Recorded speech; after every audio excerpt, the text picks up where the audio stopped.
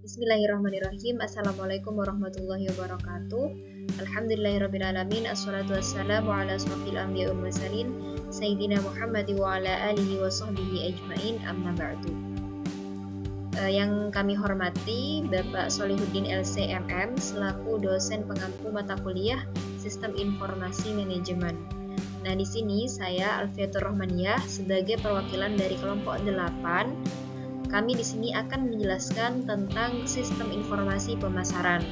Di sini ada beberapa saya, yaitu ada Dodi Ferdiansa, kemudian ada saya sendiri, Anissa Wildani, dan Desi Putri Pramudita Sari. Di sini kami akan menjelaskan sistem informasi pemasaran.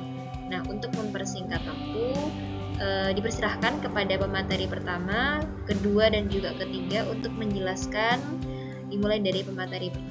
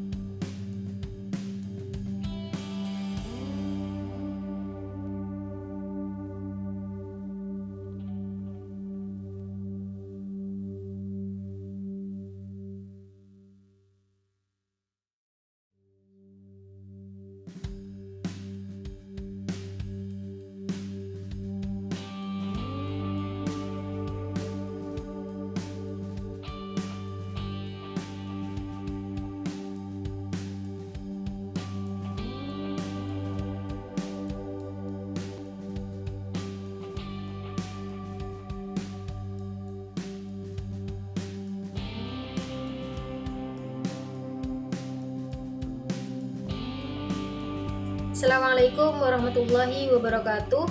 Perkenalkan, nama saya Anissa Wildani. Di sini saya sebagai pemateri kedua yang akan membahas tentang komponen-komponen sistem informasi pemasaran. Komponen sistem informasi pemasaran menggunakan data yang menjelaskan transaksi pemasaran perusahaan. Subsistem intelijen pemasaran mengumpulkan informasi dari lingkungan perusahaan yang berkaitan dengan operasi pemasaran. Komponen-komponen sistem informasi pemasaran mempunyai komponen yang sama dengan sistem informasi secara umum, yaitu ada 4 komponen. Yang pertama ada komponen input, yang kedua ada komponen model, yang ketiga ada komponen output, yang keempat ada komponen basis data. Maka dalam konteks komponen-komponen sistem informasi pemasaran yang sudah saya sebutkan tadi, dapat saya bahas secara rinci, yaitu adalah komponen input ini mencakup pada proses pengumpulan data yang menjelaskan transaksi pemasaran perusahaan. Subsistem intelijen pemasaran bertanggung jawab untuk mengumpulkan informasi dari lingkungan perusahaan yang berkaitan dengan operasi pemasaran. Hal tersebut termasuk data tentang pasar, pesaing, dan tren industri yang relevan. Yang kedua, ada komponen model. Ini mencakup pemodelan data dan analisis yang dilakukan untuk menghasilkan wawasan yang berharga bagi departemen pemasaran. Hal ini bisa meliputi analisis statistik, pemodelan, prediktif, dan teknik-teknik lainnya untuk bisa memahami perilaku pelanggan, mengidentifikasi peluang pasar, dan mengevaluasi efektivitas strategi pemasaran. Yang ketiga, ada komponen output. Hal ini mencakup penyajian informasi hasil analisis kepada pengguna akhir dalam bentuk laporan, grafik, atau visualisasi data lainnya. Hal ini bisa membantu manajer pemasaran untuk membuat keputusan yang lebih baik berdasarkan wawasan yang diberikan oleh sistem informasi pemasaran tadi. Yang keempat, ada komponen basis data. Ini merupakan pada struktur penyimpanan data yang digunakan dalam sistem informasi pemasaran. Hal ini bisa termasuk database pelanggan, data historis penjualan, dan informasi lainnya yang relevan dengan kegiatan pemasaran perusahaan. Dalam menggunakan komponen-komponen ini secara efektif, perusahaan dapat meningkatkan pemahaman mereka tentang pasar, meningkatkan kinerja pemasaran, dan mengambil keputusan yang lebih baik sehingga mencapai tujuan bisnis mereka. Cukup sampai di sini yang dapat saya jelaskan tentang komponen-komponen sistem informasi pemasaran. Kurang lebihnya mohon maaf. Saya lanjutkan pada materi selanjutnya. Terima kasih. Bismillahirrahmanirrahim. Lanjut saja. Perkenalkan, nama saya Alfiatur Rahmania sebagai pemateri ketiga. Di sini saya akan menjelaskan tentang poin ketiga, yaitu komponen model pemasaran. Nah, model digunakan untuk menghasilkan informasi yang relevan yang sesuai dengan kebutuhan pemakai sistemnya, yaitu adalah perusahaan. Nah, model ini merupakan cetakan yang merubah bentuk input menjadi output. Model sistem informasi pemasaran banyak digunakan untuk menghasilkan laporan keperluan anggaran operasi, strategi penentuan harga produk, evaluasi produk baru, pemilihan lokasi fasilitas, evaluasi penghapusan produk lama, penunjukan salesman, penentuan rute pengiriman yang paling optimal, pemilihan media iklan yang paling efektif, dan untuk persetujuan kredit juga. Kemudian di sini ada 4 komponen dalam sistem informasi pemasaran, yaitu yang pertama adalah komponen basis data pemasaran, kemudian komponen output pemasaran, sistem laporan internal, kemudian ada sistem intelijen pemasaran atau marketing intelligence system. Kemudian di sini kami menyediakan contoh, yaitu contoh pada model sistem informasi pemasaran. Nah, bagaimana untuk menghasilkan sistem informasi pemasaran yang relevan yang sesuai dengan kebutuhan perusahaan?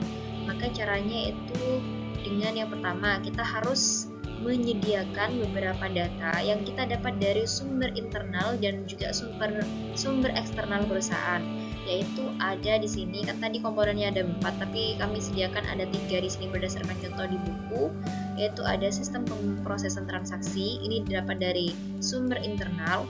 Kemudian yang dari internal juga ada riset pemasaran, dan yang terakhir ada sumber eksternal dari intelijensi pemasaran.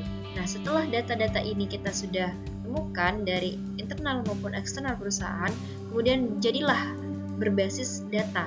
Nah, di sini ketika sudah kita mendapatkan semua datanya, kita olah, kemudian akan menghasilkan di sini ada yang namanya subsystem output. Apa sih subsystem output? Ya, tentunya adalah hasil daripada kita melakukan riset ini. Setelah melakukan riset ini kemudian ada hasilnya. Nah, ini akan menjadi yang namanya laporan. Laporannya itu seperti apa? Ada ya di sini terbagi menjadi beberapa, ada subsistem produk, produksi, kemudian persediaan, kualitas, dan juga biaya.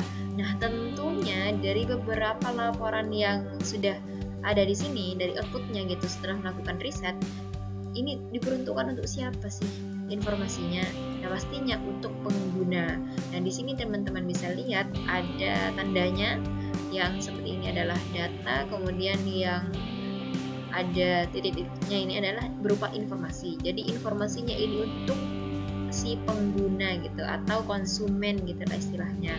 Jadi dari setelah kita melakukan yang namanya riset, kemudian menghasilkan yang namanya laporan, kemudian akan diterima menjadi sistem informasi pemasaran yang relevan dan hasilnya sangat berguna kepada pengguna dan juga kepada yang namanya konsumen.